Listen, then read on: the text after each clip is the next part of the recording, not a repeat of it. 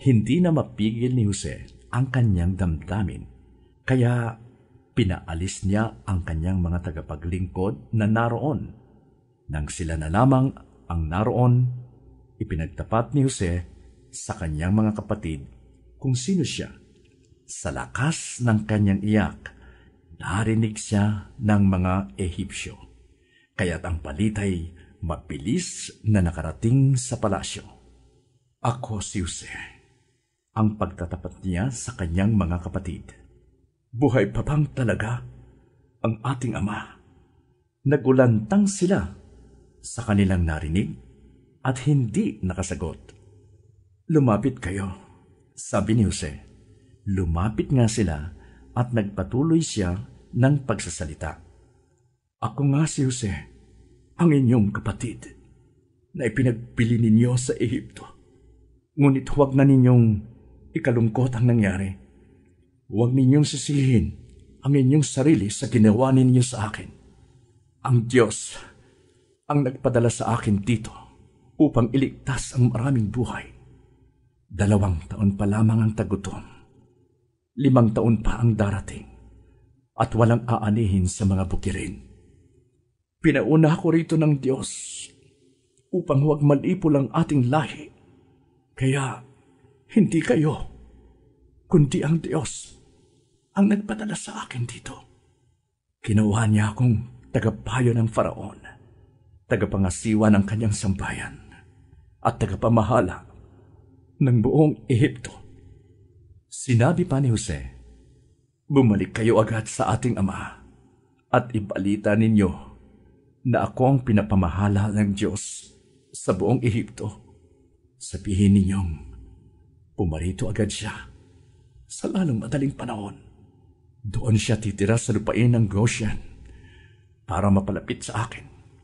Ang lahat niyang mga anak, mga apo, mga tupa, kambing, baka, at lahat ng inyong ari-arian ay kanyang dalhin.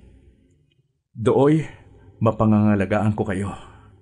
5 taon pa ang tagutom at hindi ko gustong makita ang sinuman sa inyo na naghihirap. Kitang-kita ninyo ngayon, pati ikaw, Benjamin, na ako talaga si Jose. Ibalita ninyo sa ating ama ang taglay kong kapangyarihan dito sa Ehipto at ikwento ninyo ang lahat ng inyong nakita. Hihintayin ko siya sa lalong madaling panahon. Umiiyak niyang niyakap si Benjamin at ito na may umiiyak ding yumakap kay Jose. Patuloy siyang umiiyak habang isa-isang hinahagkan ang ibang kapatid. Nakarating sa palasyo ang balita na ang mga kapatid ni Jose ay dumating. Ikinatuwa ito ng Faraon at ng kanyang mga kagawad. Sinabi ng Faraon kay Jose, pakargahan mo ng pagkain ng mga hayop ng iyong mga kapatid at pabalikin mo sila sa Kanaan. Sabihin mong dalhin dito ang inyong ama at ang buong sambahayan nila. Ibibigay ko sa kanila ang pinakamatabang lupain upang malasap nila ang masaganang pamumuhay rito. Sabihin mo ring magdala sila ng mga karwahe para magamit ng kanilang asawa at mga anak paglipat sa Ehipto. Huwag na nilang panghinayangang iwanan ang kanilang ari-arian doon, sapagkat ang pinakamabuting lupain dito ang ibibigay ko sa kanila. Sinunod ng mga anak ni Israel ang utos na ito. Binigyan sila ni Jose ng mga sasakyan gaya ng utos ng Faraon at pinadalhan din ng pagkain sa kanilang paglalakbay. Ang bawat isa'y binigyan ng tig-iisang bihisan, maliban kay Benjamin.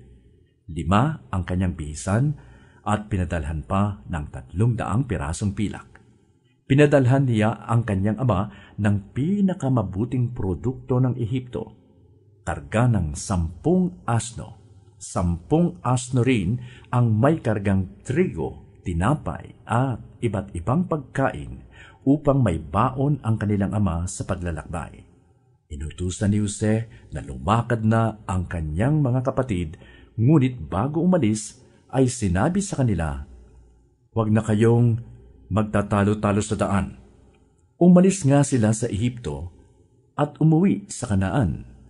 Pagdating doon, sinabi nila kay Jacob, "Ama, buhay pa po si Jose. Siya ngayon ang namamahala sa buong Ehipto."